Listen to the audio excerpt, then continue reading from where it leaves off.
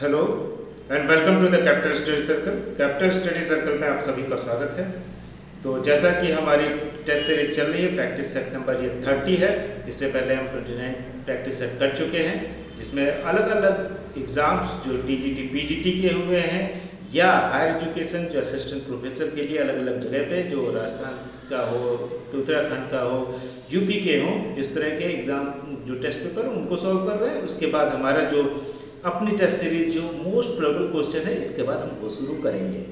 तो आप सभी को बताना चाहेंगे एक ज़रूरी इन्फॉर्मेशन जो यूपी टीजीटी पीजीटी से रिलेटेड है, या जो यूपीएचएससी पॉलिटिकल साइंस से दे रहे हैं या दूसरे भी सब्जेक्ट्स हैं। तो कैपिटल स्टडी सर्कल दिल्ली के बाद अब लखनऊ में भी आ चुका है। तमाम सारे स्टूडेंट्स की डिमांड थी जो दिल्ली के अंदर थे और वो कोरोना टाइम में घर लौट गए थे, तो उनको ये डिमांड थी कि दिल्ली वापस नहीं आ सकते, तो लखनऊ में भी एक सेंटर हो। तमाम सारे दूसरे सेंटर हैं जो टीजीटी पीजीटी की तैयारी कराते हैं, वो इलाहाबाद के अंदर तो है, लखनऊ में ऑफलाइन कोर्सेज के लिए नहीं था कोई, तो हमने ऑफलाइन कोर्स के लिए यहाँ पे लखनऊ में सेंटर खोला है। इसके अलावा हमारी ऑनलाइन क्लासेस तो चल ही रही हैं। अगर आप देखेंगे तो टीजीटी पीजीटी का बैच शुरू हो चुका है। ऑनलाइन आप कभी भी ज्वाइन कर सकते हैं। आप हमारे वेबसाइट पे जा सकते हैं, यूट्यूब चैनल सर्च कर सकते हैं। इसके अलावा फेसबुक, इंस्टाग्राम, टेलीग्राम पे हमें फॉलो कर सकते हैं, वहाँ से इन्फॉर्मेशन ले सकते हैं। इसके अलावा जो जरूरी इन्फॉर्मेशन डायरेक्टली कांटेक्ट के लिए हमारा नंबर डिस्प्ले होगा अभी, फ़ोन नंबर और व्हाट्सएप नंबर, दोनों पे ही आप कभी भी मैसेज और कॉल कर सकते हैं। तो इससे पहले कि हम पहला क्वेश्चन शुरू करें, एक इन्फॉर्मेशन और देनी है कि ये हमारा जो टेस्ट सीरीज़ है, जो लोग लगातार जुड़े हुए उनके लिए तो कोई दिक्कत नहीं है। उनको मालूम है कि ये हमारी बाइलिंगुअल टेस्ट सीरीज़ है, क्योंकि तमाम सारे स्टूडेंट जो हैं वे इंग्लिश में भी पढ़ते हैं, तमाम सारे ज़्यादातर हिंदी के भी हैं, तो उनके लिए एक बाइलिंगुअल जो है बनाई गई थी। तमाम सारे जो यूट्यूब चैनल भी हैं, इसके अलावा जो कोचिंग्स हैं, वो सब हिंदी में ही पढ़ा रहे हैं, इंग्लिश में बिल्कुल नहीं करती है। तो उसकी वजह से बहुत से बच्चों का ये नुकसान होता है कि अगर आप हिंदी के टर्म में फंस जाते हैं और इंग्लिश का टर्म आपको पढ़ाया ही नहीं गया है, बताया ही नहीं गया है, तो फिर वहाँ पे दिक्कत होती है। कम से कम हर एग्जाम में 2 क्वेश्चन ऐसे होते हैं जिसको सिर्फ हिंदी या इंग्लिश जानने की वजह से वो आप सही कर सकते हैं। अगर आप इंग्लिश मीडियम है और हिंदी जानते हैं थोड़ी सी, तो वो क्वेश्चन सही हो जाएंगे। और इसका उल्टा भी होता है, अपोजिट भी, कि अगर आप हिंदी मीडियम के हैं और जस्ट इंग्लिश देख लिया तो आपको समझ में आया। कई बार ट्रांसलेशन इतना कठिन होता है हिंदी में कि आपको समझ नहीं आता एग्जैक्टली क्या पूछा है, लेकिन इंग्लिश में उसी समय वो काफ़ी आसान होता है। तो ये तो बेसिक इन्फॉर्मेशन है। तो सबसे ज़रूरी चीज़ जो है हमारी ये टेस्ट सीरीज, वहाँ शुरू करते हैं। इससे पहले हमने 50 क्वेश्चन कर चुके हैं, तो 50 क्वेश्चन के अलावा अब हम जो करेंगे वो है पहला क्वेश्चन देखेंगे, तो 51 नंबर क्वेश्चन आ जाएगा अपने आप। 51 नंबर, दबाव समूह। दबाव समूह क्या होता है तो हमने पढ़ा था, इससे पहले भी क्वेश्चन किए थे। अगर हम देखेंगे अपनी टेस्ट सीरीज में हमने पूछा था कि प्रेशर ग्रुप क्या होते हैं, तो दबाव समूह वो समूह होते हैं जो अपने इंटरेस्ट के लिए अपने जैसे लोगों का एक ग्रुप बनाते हैं और उस ग्रुप की जो डिमांड होती है, जो इंटरेस्ट होते हैं, उसको सरकार के ऊपर या जो संस्था होती है उसके ऊपर दबाव बना के अपने काम कराते हैं। तो ये प्रेशर ग्रुप कई बार कुछ नेगेटिव भी काम करते हैं, लेकिन समाज में अगर हम यूएस देखें, यूरोप देखें, तमाम सारे दूसरे कंट्री या भारत में भी पॉजिटिव रोल इनका बहुत ज़्यादा है, क्रिएटिव रोल इनका बहुत ज़्यादा है। तो ये तो हो गया। इसके अलावा कितने प्रकार के दबाव समूह होते हैं ये भी जानना जरूरी है। तो पहला एसोसिएशनल, जो एसोसिएशन हो जिसमें रजिस्टर्ड होता है, इसका एक कॉन्स्टिट्यूशन होता है, इसके ऑफिस बियरर होते हैं, जिसमें प्रेसिडेंट हो सकता है, वाइस प्रेसिडेंट होगा, ट्रेजरर होगा, जॉइंट सेक्रेटरी होगा, ये सब चीज़ें इसमें बहुत क्लियर होती है। इनका ऑफिस होगा, इनके रूल्स रेगुलेशन होंगे, ये सारी चीज़ें। दूसरा जो है नॉन एसोसिएशनल, कि ये एसोसिएशनल नहीं होते। यहाँ इसमें अगर हम एग्जांपल देते हैं, किसान सभा हो गया, लेबर ऑर्गेनाइजेशन हो गया, एटक हो गया, इंटक हो गया, इस तरह के तमाम सारे जो C2 हो गया, इस तरह के लेबर ऑर्गेनाइजेशन, वो सब भी इसमें एसोसिएशनल में रहें। किसानों का ग्रुप आ जाएगा या दूसरे ग्रुप आ जाएगा। अब इसके अलावा जो हमने बोला दूसरा जो है नॉन एसोसिएशनल, जिसमें कोई एसोसिएशनल कहीं जरूरत नहीं है, लेकिन फिर भी एक ग्रुप है। अगर हम देखेंगे तो इसको जैसे जातियों का समूह जो है, तो उसका कॉन्स्टिट्यूशन और रजिस्ट्रेशन नहीं हो सकता। भारतीय संविधान के अकॉर्डिंग अगर आप जाति के नाम पे या धर्म के नाम पे एक ग्रुप बना रहे हैं, उसका रजिस्ट्रेशन या कॉन्स्टिट्यूशन नहीं बना सकते। कॉन्स्टिट्यूशन बनाएंगे भी कैसे, वो रजिस्टर्ड नहीं होगा। तो तीसरा, इंस्टीट्यूशनल ग्रुप, जो इंस्टीट्यूशन के अंदर होते हैं, संस्थाओं के अंदर, जैसे स्टूडेंट यूनियन हो गई, या इस तरह से लेबर यूनियन हो गई, या दूसरे जो कहते हैं कर्मचारी यूनियन हो गई, तो ये संस्थाओं के अंदर होते हैं, या IAS IPS एसोसिएशन होता है, इस तरह की चीज़ें। इसके अलावा चौथा अगर हम देखें तो एनोमिक ग्रुप क्या होता है, जिसमें किसी भी इशू के ऊपर अचानक ही एक संगठन की तरह लोग उभर आते हैं। जैसे अगर आप देखेंगे पद्मावत जब फिल्म रिलीज होने वाली थी, तो कर्मी सेना नाम का एक संगठन आ गया। तो उसका काम क्या था, सिर्फ उसको अपनी जाति के चीज़ों के लिए लड़ रहा था, उसका दूसरा और कोई बहुत ज़रूरी काम नहीं। तो इस तरह के जो है ग्रुप निकल आते हैं। तो अब इसमें क्वेश्चन ये तो हमने पढ़ लिया क्या है। अब इसमें कि क्या नहीं कराता, संगोष्ठी नहीं कराता, प्रचार नहीं कर सकता, लॉबिंग नहीं करता, चुनाव नहीं करता, seminar, propaganda, lobbying, contesting election. बताइए आप भी, इलेक्शन नहीं फाइट करते ये, क्योंकि दबाव बनाते हैं पॉलिटिकल पार्टी से। पॉलिटिकल पार्टी तो चुनाव लड़ती है, तो अगर आप देखेंगे जब चुनाव आता है तो इनकी महत्ता बहुत बढ़ जाती है, इनका इम्पोर्टेंस बहुत बढ़ जाता है। आगे बढ़ते हैं, नेक्स्ट क्वेश्चन देख लेते हैं। 52 नंबर, अल्प विकास को समझने के लिए डिपेंडेंसी थ्योरी का विचार किसने प्रस्तुत किया? Who advanced the dependency theory to explain under development? पहले तो ये जान लें कि डिपेंडेंसी थ्योरी इन itself क्या है। What is the dependency theory? Then we will find the who are the propounder and who are the propagator of dependency theory। तो dependency theory का मतलब है कि अगर आप देखेंगे कि एक राज्य के कॉन्टेक्स्ट में कर रहे हैं, कि अगर एक बड़ा राज्य है, इसको बताएं कि मान लीजिए एक बहुत डेवलप USA है, इसको हम क्या कहते हैं, नॉर्थ अमेरिका, और इसी के बगल में ये साउथ अमेरिका है। साउथ अमेरिका में अर्जेंटीना, ब्राज़ील, चिले, पेरू, तमाम सारे कंट्री, लेकिन ये डेवलप नहीं है, उसी के बगल में ये डेवलप है। तो डेवलप कंट्री क्यों है? तो ये कहते हैं कि डिपेंडेंसी ऐसी हो जाती है कि डेवलप कंट्री जो होता है, इनको ऐसी पॉलिसी बनाती है कि ये डेवलप हो ही ना पाए, क्योंकि इनको नेचुरल रिसोर्सेज यहाँ से आसानी से मिलता है। अब ये गुड्स बना के, अच्छे प्रोडक्ट बना के, मान लीजिए इनको एल्युमिनियम मिला तो उन्होंने हवाई जहाज़ बना दिया, अब इसको हवाई जहाज़ बेचेंगे, ये हवाई जहाज़ नहीं बना पा रहे। इनको आलू बेचा, इन्होंने चिप्स बना के लेस का पैकेट फिर इनको बेच दिया। या हमारे यहाँ भी अगर देखें तो लेस, कुरकुरे, ये सब चीज़ें जो है वो बेच दे।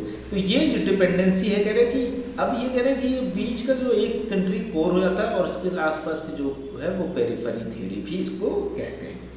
अब आगे बढ़ते हैं कि ये जो आइडिया है किसने दिया। तो इसको यहाँ पे हमने इससे पहले ही बात की थी कि पायनियर जो है, अगर हम सबसे पहले जो आइडिया देते हैं वो है अर्जेंटीना के, क्योंकि उनके देश में ही हो रहा है, राउल प्रेबिस एसएच। उन्होंने दिया था 1960s में ही, बोला था कि हम डिपेंडेंट हो गए हैं USA के ऊपर। उसके बाद जो थ्योरेटिकली बहुत अच्छे से एक्सप्लेन करते हैं, तो पहला तो पायनियर जिसको हम बोलेंगे, तो पायनियर जो है वो theory of world system theory देते हैं एंड्रे, ये सामी रामन, हमने कल भी डिस्कस किया था सामी रामन के बारे में। यूरोसेंट्रिज्म बोलते हैं कि यूरोप जो है वो अपने अकॉर्डिंग पॉलिसी बनाता है, जिसमें अंडर डेवलप कंट्री जो है वो समझ नहीं पाते और उसके चक्कर में फंस जाते हैं। तो सामी रामन हमने बात की, लेकिन इसके साथ ही एंड्रे गुडर फ्रेंड भी हैं। अगर ये नहीं होते सामी रामन तो हम इनको लगा देते। तो एंड्रे गुडर फ्रेंड जो है उन्होंने भी जो बोला है कि ऐसा नहीं है कि जो गरीब कंट्री है वो इसलिए गरीब है कि वो कुछ प्रोडक्शन नहीं करते या काम नहीं करते, वो इसलिए करते कि पॉलिसी ही ऐसी है, हर एक चीज़ का पेटेंट कर दिया है कि अगर आप जैसे ही कुछ करेंगे तो ये ऑलरेडी पेटेंट बना हुआ है। तो भले आपने नए तरीके से किया हो लेकिन पेटेंट बना, तो इस तरह की पॉलिसी बना के, इसीलिए जो नई कंट्री होते हैं वो कई बार, जैसे चाइना ने डेवलपमेंट ऐसे किया कि वो पेटेंट को नहीं मानता, या मानता भी था तो उसमें लूप होल्स को उसने ढूंढ लिया कि ये आपने पेटेंट करा रहा, इस तरह का मान लीजिए ये डिज़ाइन आपने पेटेंट करा तो उसमें इधर और भी जोड़ दिया, बोला हो गया, ये नई चीज़ बन गई। तो उसको चाइना ने इस तरह से किया, लेकिन जो गरीब कंट्री है वो नहीं कर पाते और कई बार फंस जाते हैं। तो एंटर गुडर फ्रेंड ये कहते हैं कि वेस्ट की पॉलिसी ऐसी है कि ईस्ट की जो कंट्री हैं या जो साउथ के जो कंट्री हैं वो फंस जाते हैं, उसमें नहीं कर पाते। आगे बढ़ते हैं, क्वेश्चन नंबर 53 देख लेते हैं। प्राकृतिक अवस्था शांति, सद्भावना, पारस्परिक सहयोग तथा सुरक्षा की अवस्था है, यह कथन किसका है? तो नेचुरल स्टेट ऑफ नेचर की बात कर रहे हैं। स्टेट ऑफ नेचर करते ही सबसे पहले हमारे पास क्या आ जाता है कि स्टेट ऑफ नेचर की बात, तो सोशल कॉन्ट्रैक्ट के थिंकर आ जाते हैं। सोशल कॉन्ट्रैक्ट के थिंकर कौन है? हॉब्स, लॉक और रूसो। हॉब्स, रूसो, लॉक, तो ये तीनों सोशल कॉन्ट्रैक्ट के थिंकर हैं। अब ये क्या कह रहे हैं स्टेट ऑफ नेचर में? Peace, goodwill, mutual assistance. तो अगर हम देखें कि हॉब्स जो है वो कहते हैं कि human life is nasty, brutal, short, selfish, कि बहुत ही नकारात्मक कहते हैं कि स्टेट ऑफ नेचर में बहुत सेल्फिश थे लोग, मतलब परस्त थे, ब्रूटिस थे, बर्बर थे, इस तरह की चीज़। लेकिन उसी समय में लॉक उसके जस्ट अपोजिट कहते हैं कि नहीं, आदमी अच्छा था, नेचर अच्छा था, सब कुछ अच्छा था, कोऑपरेटिव था, लेकिन उसी समस्या ये थी कि कुछ लोग उसमें बुरे होते और जिसकी वजह से इनको कुछ समस्या झेलनी पड़ती। और उससे बचने के लिए उन्होंने क्या किया, ये लोगों ने सबने मिलकर सोशल कॉन्ट्रैक्ट किया और राज्य को बनाया, ताकि इस तरह के मिसक्रीट जो हैं, जो उत्पाती लोग हैं, उनको कंट्रोल किया जा सके और सभी लोग शांति से जी सकें। तो रूसो यहाँ पे नहीं है। रूसो कहते हैं कि मनुष्य जो है फ्री पैदा हुआ था, लेकिन हमेशा वो चेन में रहता है जैसे ही वो सिविलाइज्ड होता है। तो इसका सही आंसर क्या हो जाएगा? लॉक। आगे बढ़ते हैं, 54 नंबर क्वेश्चन पे जाते हैं। 54 नंबर क्वेश्चन एक अच्छा क्वेश्चन है। अगर आप देखेंगे कि और इससे पहले कि हम बता दें कि जैसे अभी लॉक की बात करें तो लॉक ने किस बुक में लिखा है? Second treatise of civil government जो लॉक की 1690 में है, उसका चैप्टर 3 है of the state of war, उसमें उन्होंने वो बात लिखी है। तो ये भी ध्यान रखिएगा किस बुक में लिखी है। Two treatise of civil government में लिखी है। चैप्टर तो नहीं पूछेगा, ये पूछा सकता है किस ईयर में लिखी गई है? 1960 में लिखी है, 1690 में, 1690 में लिखी गई। अब ये क्वेश्चन बहुत इंपॉर्टेंट है कि ये कंटोनमेंट बोर्ड के बारे में पूछा गया कि कंटोनमेंट बोर्ड जो है वो छावनी बोर्ड से संबंधित निम्नलिखित में से क्या सही नहीं? इसे एक कार्यपालिका प्रस्ताव द्वारा निर्मित किया गया था। यह केंद्र रक्षा मंत्रालय के प्रशासनिक नियंत्रण में क्या करता है? इसकी स्थापना छावनी क्षेत्र की नागरिक जनसंख्या के नागरिक प्रशासन के लिए की यह वैधानिक संस्था है। तो क्या है ये? एक वैधानिक संस्था है, इसको बनाया गया है संविधान में, क्योंकि कार्यपालिका द्वारा प्रस्तुत करके नहीं बनाया गया है, संविधान में इसका वर्णन है। इट वर्क्स, तो डिफेंस मिनिस्ट्री ऑफ डिफेंस के अंडर में भी काम नहीं करता है। अब ये कैसी बात? ऑटोनॉमस बॉडी है, ये भी पूछ सकते हैं।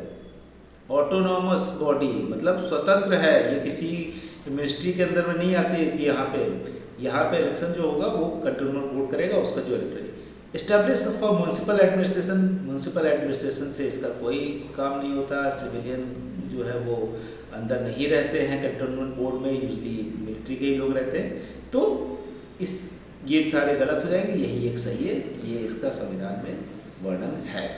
आगे बढ़ते हैं, क्वेश्चन नंबर 55 पे जाते हैं।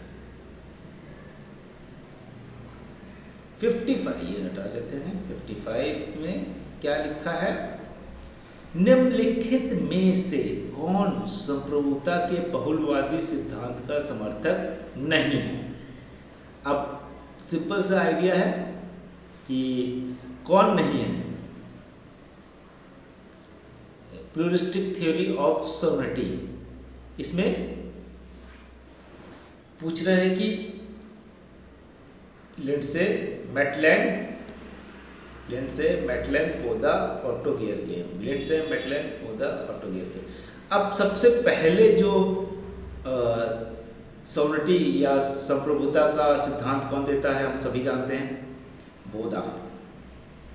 और बोधा का जो आइडिया था मोनेस्टिक था कि वो सबसे एक जो संप्रभुता है वो बट नहीं सकती, तो संप्रभुता बट नहीं सकती तो इसका मतलब है कि प्लूरलिस्टिक नहीं हो सकती, मोनोइस्टिक होगी, तो बोधा इससे सही है। बाकी लिंडसे मैटलैंड ऑटोगेयर के ये सारे जो लोग हैं बहुलवादी सिद्धांत के प्रतिपादक हैं, तो इसलिए ये बोधा ही जो है सबसे क्लासिकल भी हैं, सबसे पहले ये देते हैं। तो उस समय तक ये माना नहीं जाता था कि प्लूरलिस्टिक हो सकती है, कि संप्रभुता अलग अलग जगह बढ़ सकती है। आज के समय संप्रभुता जनता के पास है, आज के समय संप्रभुता अगर देखा जाए तो अलग अलग प्रेशर ग्रुप्स के पास भी है, कि अगर जो बड़े बिजनेसमैन हैं, गवर्नमेंट चाह के भी बहुत ऐसा वो बिल नहीं ला सकती जो उनके अगेंस्ट में हो, गवर्नमेंट चाह के भी ऐसा कोई बिल नहीं ला सकती जो जनता के अगेंस्ट में हो, तो संप्रभुता अब क्या है वो बढ़ चुकी है। अब हम आगे बढ़ते हैं 55 के बाद 56 नंबर क्वेश्चन देख लेते हैं। निम्नलिखित में से कौन सा विधेयक भारतीय संसद के दोनों सदनों के विशेष बहुमत द्वारा अलग अलग पारित किया जाना चाहिए? अब ये सिंपल क्वेश्चन है कि अलग अलग सदनों में सामान्य विधेयक के लिए हम नॉर्मली ज्वाइंट सेशन भी बुलाया जा सकता है। तो पहली बात तो है कि दोनों सदनों में अलग अलग होना चाहिए। एक सेकंड, इसको हम सही कर लें। तो दोनों सदनों में अलग अलग होना चाहिए और विशेष बहुमत, जिसको हम 2/3 मेजॉरिटी कहते हैं, तो 2/3 मेजॉरिटी किसके लिए? ऑर्डिनरी बिल के लिए नहीं चाहिए। धन विधेयक लोकसभा में, वित्त विधेयक दोनों में पास होता है, लेकिन कोई जरूरी नहीं कि अलग अलग पास हो। तो इसके लिए कॉन्स्टिट्यूशनल अमेंडमेंट बिल जो है, भारतीय संविधान का जो अमेंडमेंट करने का बिल है, वो हमेशा दोनों में अलग अलग पास होना चाहिए और 2/3 बहुमत से होना चाहिए। तो इसी को हम स्पेशल मेजॉरिटी कहते हैं। अब आगे बढ़ते हैं, 57 नंबर क्वेश्चन पे देख लेते हैं क्या है। ये बड़ा अच्छा क्वेश्चन है कि सिंपल क्वेश्चन है, बिम्स्टेक का मेंबर कौन नहीं है? अगर बिम्स्टेक का आपको फुल फॉर्म भी मालूम हो तो अपने आप निकाल लेंगे। बिम्स्टेक का फुल फॉर्म क्या है? बे of Bengal initiative, bay of Bengal, B से बे ऑफ बंगाल, इनिशिएट, आई से initiative for multi sectoral technical and economic cooperation. तो बिम्स्टेक हो गया, बे ऑफ बंगाल, BIMSTEC, बिम्स्टेक। तो बे ऑफ बंगाल कहाँ है? भारत का नक्शा देखेंगे, उसके बंगाल की खाड़ी है, बंगाल की तरफ। अब बंगाल की खाड़ी से कौन कौन से देश जुड़े हुए हैं? बांग्लादेश जुड़ा है, भारत जुड़ा हुआ है, थाईलैंड जुड़ा हुआ है, स्पेन नहीं जुड़ा है। स्पेन यूरोप के अंदर है, तो बंगाल की खाड़ी से इसका कोई रिलेशन ही नहीं है।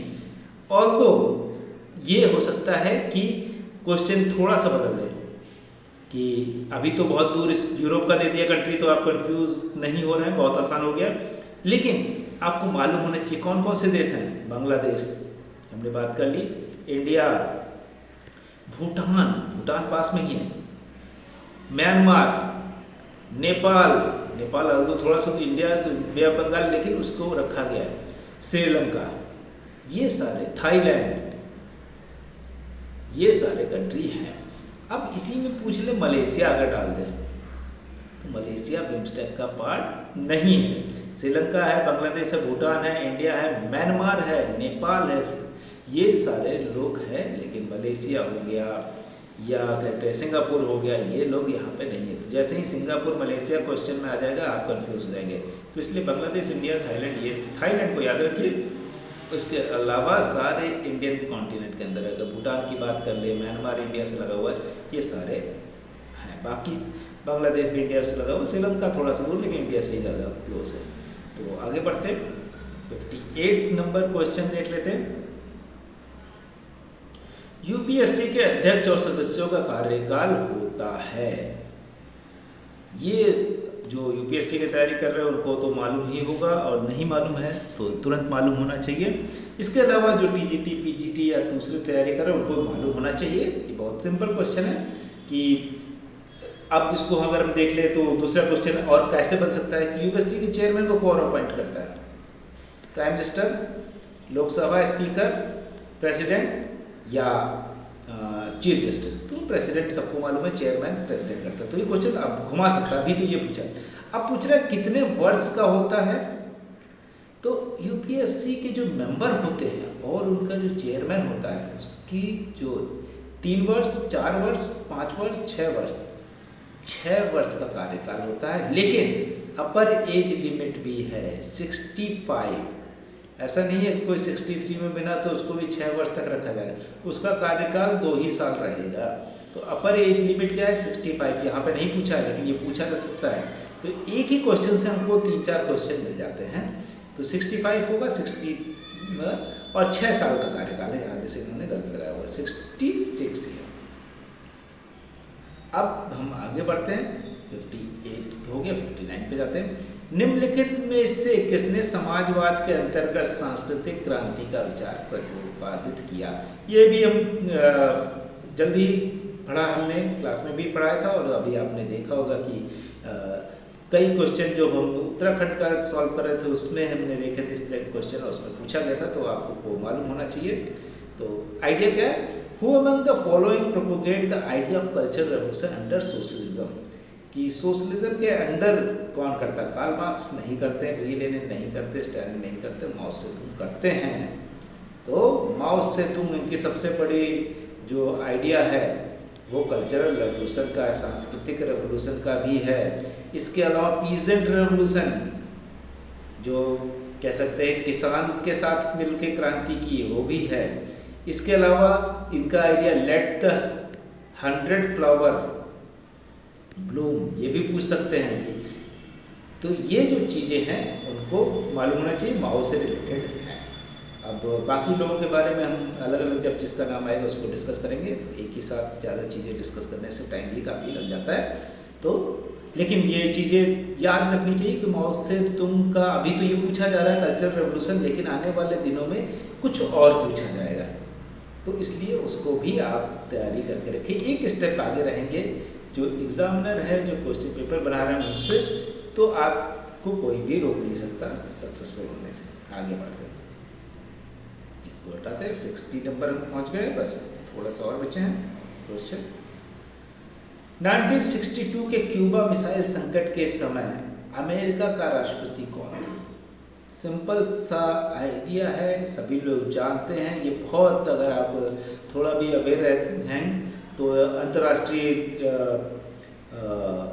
रिलेशन संबंध को पढ़ते हैं, इंटरनेशनल रिलेशन, तो आपको ये बहुत मेजर इंसिडेंट है और वैसे भी मालूम होना चाहिए। क्यूबा मिसाइल क्राइसिस 1962 जो है, इस 13 दिन ऐसे थे, 13 डेज करके एक मूवी भी अगर आप देखना चाहें तो बहुत अच्छी मूवी है 13 डेज, उसको आप देख सकते हैं। पूरी दुनिया को ये लग रहा था कि अब बर्बादी, न्यूक्लियर वेपन यूज होंगे और कितने देश, कितने लोग, कितने लाख, कितने करोड़ लोग मरेंगे पता नहीं, क्योंकि एक तरफ यूएसए और दूसरी तरफ सोवियत यूनियन क्यूबा, क्योंकि सोवियत यूनियन को लगा कि क्यूबा के अंदर जो सोशलिस्ट गवर्नमेंट आई है उसको अमेरिका हटाना चाहता है, तो उन्होंने क्या किया, सोवियत यूनियन ने यहाँ पर न्यूक्लियर वेपन इम्प्लांट कर दिया।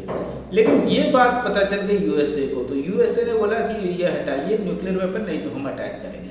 उन्होंने बोला ठीक है, आप अटैक करेंगे तो हम भी अटैक करेंगे, क्योंकि पहले से इनका बेस हो चुका है। तो अब जो है ये बहुत खतरनाक स्थिति बन गई थी 13 दिन तक, तो पूरी दुनिया को लग रहा था कि अब ये गए। अब इसने क्वेश्चन जो पूछा इस पे आते हैं कि ये कहानी है और ये बहुत मालूम होनी चाहिए, तो बहुत सी चीज़ें कि कब हुआ ये पूछ सकता है, ये न दे कि यहाँ पूछ सकता है। मिसाइल क्राइसिस किससे रिलेटेड है? क्यूबा से, ये भी पूछा जा सकता है। तो हम आते हैं मेन मुद्दे पे कि कौन उस समय यूएस का प्रेसिडेंट था। तो ये क्वेश्चन ये तो है ही, जॉन एफ कैनेडी उस समय थे। जॉन एफ कैनेडी उस समय यूएस प्रेसिडेंट थे 1962 में, और उन्होंने ही बोला कि हम अटैक करेंगे। उसी समय में आप क्वेश्चन एक और आ सकता है कि जॉन एफ कैनेडी को आप नाम तो दे दें, या पूछ ले कि दो बना दे यूएसएसआर का जो सेक्रेटरी कौन था, कौन लीडर था। वहां पे थे निकिता क्रुश्चेव। निकिता क्रुश्चेव। एक क्वेश्चन ये भी बनता है, स्टालिन के बाद ये आते हैं और ये बहुत लंबे समय तक रहते हैं। तो सिर्फ लेनिन के बाद स्टालिन और स्टालिन के बाद निकिता क्रुश्चेव। तो निकिता क्रुश्चेव जो है ये बाद में पीसफुल को एग्जिस्टेंस का भी नारा देते हैं कि हम शांतिपूर्वक, दो अलग अलग विचारधारा हैं लेकिन फिर भी शांतिपूर्वक वो एग्जिस्ट कर सकते हैं, एक साथ इसी दुनिया में रह सकते हैं। ये किसका है? निकिता क्रुश्चेव का। तो John F Kennedy, Nikita Khrushchev दो लोग थे कोल्ड वॉर के समय। आगे बढ़ते हैं, 60 नंबर क्वेश्चन हो गया हमारा, 61st पे पहुंचते हैं। 61st क्वेश्चन, हॉब्स के अनुसार प्राकृतिक अवस्था कैसी थी? हॉब्स के अनुसार, हॉब्स स्टेट ऑफ नेचर क्या था? प्री पॉलिटिकल था, प्री सोशल था, both political and both pre political और प्री सोशल। तो प्री सोशल तो नहीं था, पूर्व राजनीतिक था। यहाँ पे प्री पॉलिटिकल था क्योंकि एक सोसाइटी थी, लेकिन वो सोसाइटी कैसी थी? सेल्फिश थी, ब्रूटिश थी, शॉर्ट थी। तो ये आंसर इसका सही हो जाएगा 61। इसके अलावा 62 पे पहुंच जाते हैं। हेयर प्रणाली का तात्पर्य क्या है? ये बहुत ही क्वेश्चन कह सकते हैं कि इम्पोर्टेंट भी है, और हेयर सिस्टम जो है वो कौन थे हेयर, ये भी डिपेंड करता है। पहले तो हेयर क्लार्क के नाम पे ये हेयर सिस्टम है। हेयर सिस्टम, ये भी कुछ क्वेश्चन पूछा ही जा सकता है कि हेयर क्लार्क से रिलेटेड है। अब ये किस बेसिस पे है? इसमें क्या होता है? Simple quota can be used in election. इसमें क्या होता है कि मिनिमम जो वोट होते हैं आपको लाने पड़ेंगे। मान लीजिए फिर में हो गए 30%, तो 30% अगर किसी कैंडिडेट को नहीं मिलते हैं, तो मान लीजिए किसी को 28% मिला, किसी को 29% मिला, किसी को 27% मिला, तो अब क्या होगा? ऊपर के जो 29-28 है, इन दोनों में इलेक्शन हो जाएगा, और इनके जो वोट है, जो कम वाला, ये क्या चले जाएंगे? सेकंड प्रायोरिटी जो होगी उसको मिल जाएंगे। तो एकल संक्रमणी, सिंगल ट्रांसफरेबल वोट जो है, ये इनका सिस्टम है। कि इसमें क्या होता है कि दो लोग मिनिमम, मान लीजिए 50%, जैसे राष्ट्रपति का हमारे यहाँ सिंगल प्रेसिडेंट होता है, तो 50+1 वोट लाना होता है।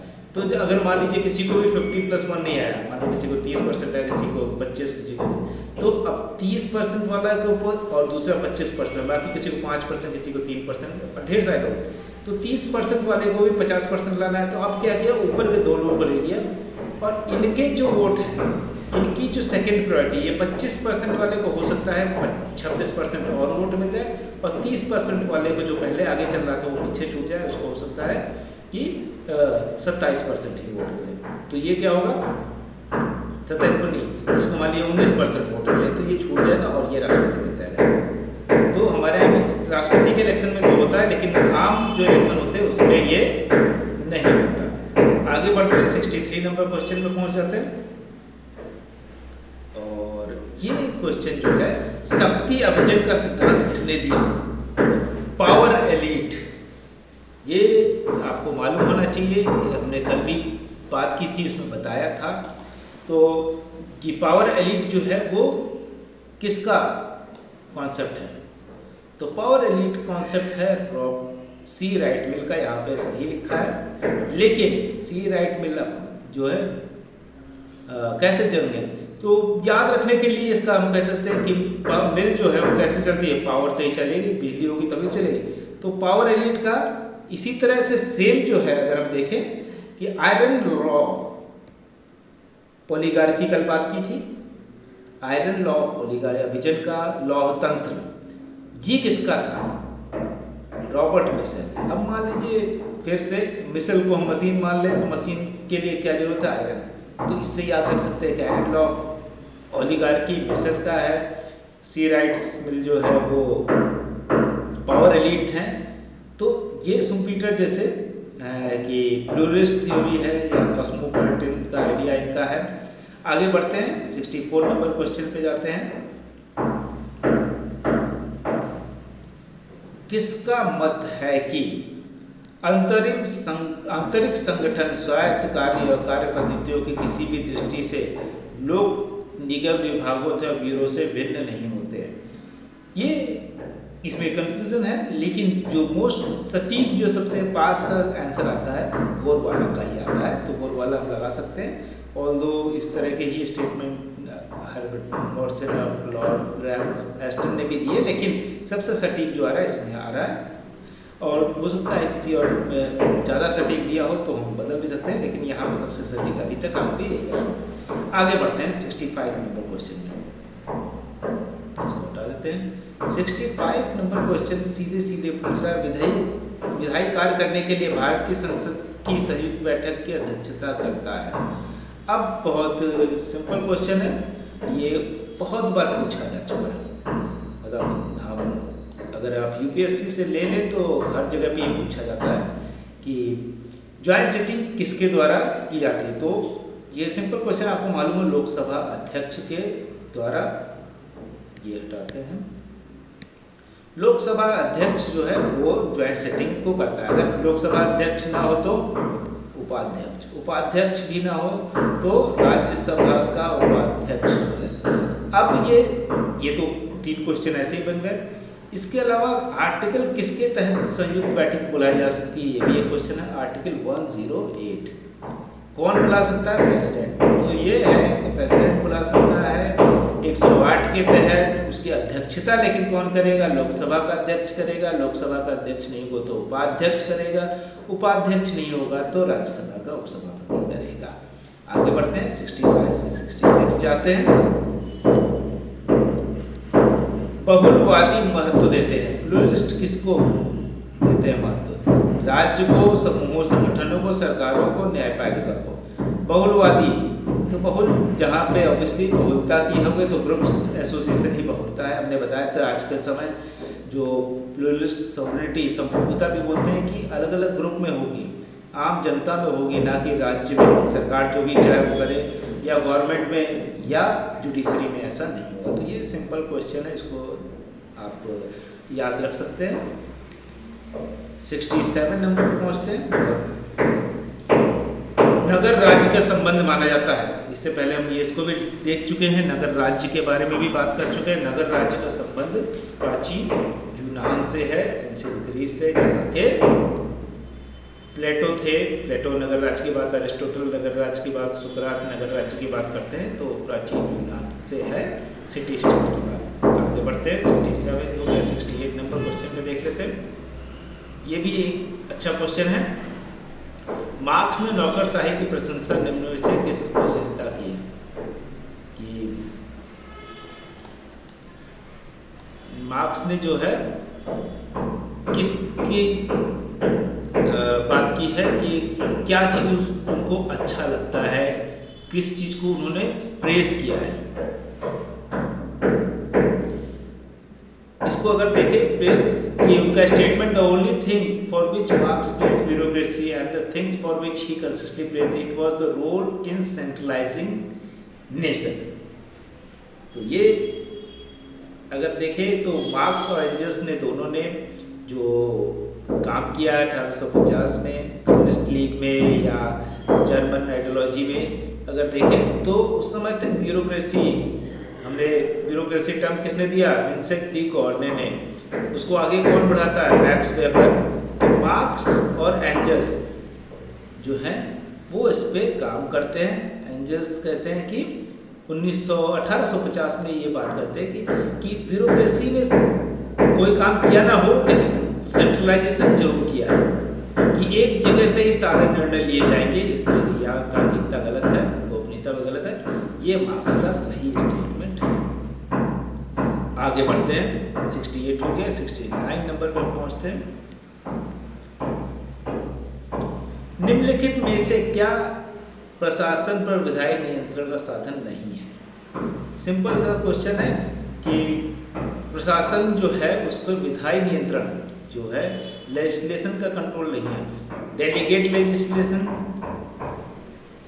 जो है कि अगर लेजिस्लेट करने का जो काम करते हैं, कानून बनाने का अपने डेलीगेशन के थ्रू, मान लो वहाँ पे एमपी या एमएलए जो है वो डेलीगेट हो गए, तो क्या विधायक के पर नियंत्रण? हाँ, वो कानून ही तो मानना पड़ेगा, वो कानून ही तो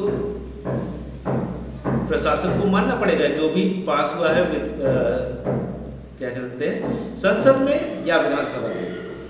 एडजर्न मोशन तो सदन को स्थगित करना, स्थगन प्रस्ताव ये तो डायरेक्टली नहीं कर सकते। प्रश्नकाल यहाँ पूछा जाता है कि किसी डिपार्टमेंट में क्या हुआ, करप्शन हुआ या कोई भी चीज़ पूछी जा सकती है। शून्यकाल 0 आवर, जो लंच से पहले और प्रश्नकाल के बाद 1 घंटा मिलता है कि जो पहले से ही लिस्टेड नहीं क्वेश्चन है उनको पूछा जा सकता है। बहुत इंपॉर्टेंट अगर क्वेश्चन है, मान लीजिए किसी जगह पे बहुत भ्रष्टाचार हुआ या कहीं पे कोई गड़बड़ी हुई तो प्रश्नकाल में, तो इन सभी चीज़ों से तो होता है, लेकिन स्थगन प्रस्ताव से डायरेक्टली नहीं होता। तो ये सही है, यहाँ पे आंसर दिया हुआ है। आगे बढ़ते हैं 70 नंबर। तो हम ख़त्म करने की ओर हैं, बस 5 क्वेश्चन और बचे हैं और आज का हम ये लेक्चर यहीं ख़त्म करेंगे। कल फिर से आगे बढ़ेंगे। 70 who said Indian Constitution establish a unitary state within subsidiary federal feature rather than federal state and subsidiary unitary feature। भारतीय संविधान सहायक एकात्मक विशेषताओं सहित एक संघीय राज्य की स्थापना के स्थान पर सहायक संघीय विशेषताओं के सहित एकात्मक राज्य की स्थापना करता है। तो ये कौन कहता है? ये है, यहाँ पे इन्होंने गलत लिखा है, केसी बियर का ये स्टेटमेंट है। ये कहते हैं कि फेडरल नहीं यूनिटरी है, उसके साथ ही थोड़ा बहुत फेडरल है। इसके बाद हम आगे बढ़ते हैं 71 नंबर क्वेश्चन पे आते हैं कि हमारा जो 71वां नंबर क्वेश्चन है, निम्नलिखित में से कौन राजनीति विज्ञान को विज्ञान नहीं मानता? ये क्वेश्चन बहुत इंपॉर्टेंट है कि ये कई बार पूछा गया है। Maitland denied that political science is not a science. Although सही है, यहाँ पे यहाँ लगा हुआ है आंसर कि पॉलिटिकल साइंस को साइंस ही नहीं मानते, वो कहते कोई साइंस नहीं। ऑल्दो अगर इसका अपोजिट पूछ लिया जाए तो कौन कहता है कि पॉलिटिकल साइंस सबसे सर्वश्रेष्ठ साइंस है, मास्टर ऑफ ऑल साइंस? कौन कहता है? एरिस्टोटल, जिनको फादर ऑफ पॉलिटिकल साइंस भी कहते हैं, क्योंकि पहली बात जो है एकेडमिक तरीके से प्लेटो नहीं है father of political science, father of political philosophy बोल सकते हैं, लेकिन फादर ऑफ पॉलिटिकल साइंस जो है, क्योंकि ये कई संविधानों का अध्ययन करते हैं, 158 संविधानों का, तो उसके बाद अपना आइडिया लाते हैं। तो इसलिए जो एकेडमिक तरीका है किसी चीज़ को बोलने का, समझने का, वो करते हैं, इसलिए father of political science Aristotle कहते हैं। बोलते हैं कि जो बेस्ट साइंस है वो पॉलिटिकल साइंस ही है, लेकिन उसी समय मैटलैंड कहते हैं political science is not a science. हटाते हैं इसको, आगे बढ़ते हैं 72 नंबर क्वेश्चन। निम्नलिखित में से कौन एक आदर्शवादी विचारक है? Who among the following is not an ideal thinker? Not लिखा है, लेकिन ना आदर्शवादी विचारक नहीं है। हेगल है, ग्रीन भी है, बोसन के भी है। तो अगर आप इनके बारे में जानते हैं, हेगल तो पूरी तरह से आदर्शवादी है, और इसके अलावा बोसन की बात करें तो इनका भी जो आइडियलिज्म है वो फाइनाइट एग्जिस्टेंस को लेके है बहुत ज़्यादा। ग्रीन भी आदर्शवादी हैं, उदारवादी आदर्शवादी, उदारवाद में आदर्शवाद होते हैं। बेंथम नहीं है क्योंकि वो उपयोगितावादी है। तो ये आदर्श की बात नहीं कहते, बोलते ज़्यादा नंबर में अगर किसी चीज़ लोगों के लिए अच्छा है तो उसको कर दो, अगर कुछ माइनॉरिटी को नुकसान भी हो रहा है तो कोई दिक्कत नहीं। तो इनका आइडिया बेंथम का ये था, इसलिए आदर्शवादी नहीं माने जाएंगे। बहुत क्लियर है, बहुत आसान क्वेश्चन है। 73 नंबर क्वेश्चन, निम्न में से किसका संबंध शीत युद्ध से है? शीत युद्ध, कोल्ड वॉर, अभी हम बात कर रहे थे कि कौन सी चीजों का है कि फुलटन भाषण, और यहाँ पे फुलटन भाषण जो है यहाँ पे ये किससे रिलेटेड, ये भी पूछ सकते हैं। बहुत अच्छा क्वेश्चन है। फुलटन स्पीच जो है ये कहाँ पे दी? फुलटन जगह पे दी थी। किसने दी थी? विंस्टन चर्चिल ने 1946 में, हमारे आज़ादी से थोड़े पहले 5 मार्च को, और उसके बाद इनकी सत्ता चली गई थी। विंस्टन चर्चिल कौन आ गया था? क्लेमेंट एटली, और उन्होंने क्या वादा किया था इलेक्शन में अपने यहाँ कि अगर हम जीत जाएंगे तो भारत को आज़ाद कर देंगे, और उन्होंने अपना वादा अपने यहाँ जो किया पार्लियामेंट में वो निभाया और भारत को आज़ाद भी मतलब कर दिया, या यहाँ पे स्ट्रगल था उसकी वजह से भी वो मान रहे थे। तो फुलटन स्पीच में क्या किया, विंस्टन चर्चिल ने बोला कि आयरन कर्टन स्पीच बोला जाता है इसको, कि सोवियत यूनियन ने एक ईस्टर्न यूरोप में एक आयरन कर्टन बना रखा है, उसको अगर ध्वस्त नहीं किया गया तो जो कम्युनिज्म है वो पूरी तरह से फैल जाएगा, और बोले कि अभी ये लो पे है। इसके अलावा ट्रूमैन डॉक्ट्रिन, ट्रूमैन भी क्या कहते हैं कि एंटी कम्युनिस्ट आइडिया था इनका, कि अगर हम कम्युनिस्टों को अभी नहीं रोकेंगे, सोवियत यूनियन को अभी नहीं रोकेंगे, तो ये धीरे धीरे पूरे दुनिया में फैल जाएंगे। ईस्टर्न यूरोप में लगातार एक के बाद एक देश में क्रांति हो रही थी, वहाँ पे मजदूर वर्ग जो था, जो लोअर क्लास था, वो क्रांति कर रहा था, तो यूरोप के तरफ बढ़ रहा था, तो उसको रोकेंगे। अब मार्शल प्लान भी अगर देखें तो मार्शल प्लान भी यही था कि जो कंट्री सेकेंड वर्ल्ड वॉर में डिस्ट्रॉय हो चुके हैं उनको इकोनॉमिक हेल्प दी जाए। इकोनॉमिक हेल्प देने का आइडिया ये है क्योंकि नहीं तो वहाँ भी क्रांति हो जाएगी, क्योंकि वो गरीब हो गए हैं बहुत वैसी हालत में, तो और सोवियत यूनियन उसमें इंटरफेयर करके कम्युनिस्ट बना देगा, तो इसलिए उसको तो ये तीनों ही नहीं है, तीनों ही शीत युद्ध से संबंधित है, इनमें से उपयुक्त सभी नहीं होगा। आगे बढ़ते हैं, सेकेंड लास्ट क्वेश्चन देख लेते हैं और उसके बाद हम इसको खत्म करेंगे यहीं पे। संयुक्त राष्ट्र अमेरिका के भूतपूर्व सोवियत संघ के संदर्भ में डिटेंटे का तात्पर्य क्या है? डिटेंटे जो है बिटवीन यूएसए और फॉर्मर यूएसएसआर। डिटेंटे वैसे भी जो होता है कि दोनों के मध्य तनाव की स्थिरता, ये तनाव स्थिरता हिंदी में इसको अगर आप देखेंगे, डिटेंटे हिंदी में यहाँ नहीं लिखा है, लेकिन अगर हिंदी में इसको ट्रांसलेट कर दें तो क्या होगा, तनाव स्थिरता ही इसका ट्रांसलेशन होगा। तो अगर कई बार उसको ट्रांसलेट कर देता है तो बहुत आसान हो जाता है। तो obviously de-escalation of tension between two. अब हम लास्ट क्वेश्चन पर पहुँचते हैं और यहाँ पे ख़त्म करेंगे अपनी बात। आज हम रिवीजन नहीं करेंगे, कल थोड़ा सा जल्दी करेंगे तो ज़्यादा रिवीजन कर पाएंगे। राम मनोहर लोहिया किसके समर्थक थे? तो ऑब्वियसली राम मनोहर लोहिया समाजवादी थे और गांधी जी से बहुत ज़्यादा प्रभावित थे। तो गांधी जी से, क्योंकि डिसेंट्रलाइजेशन में गांधी जी बिलीव करते थे, पंचायती राज में बिलीव करते थे, ग्राम स्वराज की बात करते थे गांधी जी, और राम मनोहर लोहिया भी गांधी जी से बहुत प्रभावित थे। तो इसलिए इनका डिसेंट्रलाइजेशन ऑफ सोल कि समाजवाद तो आए, लेकिन वो भी ऐसा ना हो कि ऊपर से एक जगह पॉलिसी बनाया, अलग अलग गाँव में अपना अपना समाजवाद होना चाहिए। तो यहाँ पर अपनी बात खत्म करते हैं। आप हमसे अगर जुड़ना चाहते हैं और अगर ऑफलाइन क्लास ज्वाइन करना चाहते हैं तो आप इस नंबर पर कॉल कर सकते हैं, व्हाट्सएप कर सकते हैं और हमें मेल कर सकते हैं इस आईडी पे, और साथ ही साथ हमारे फेसबुक और इंस्टाग्राम और टेलीग्राम चैनल से भी जुड़ सकते हैं। और किसी भी तरह की क्वेरी हो या पीडीएफ चाहते हो या किसी भी तरह की जानकारी के लिए, और अगर ऑफलाइन क्लास जोड़ना चाहते हैं तो अलीगंज लखनऊ के अंदर हमारी एक क्लास चलती हैं, आप कभी भी ज्वाइन कर सकते हैं। यहाँ पर अपनी बात ख़त्म करते हैं। Thank you very much.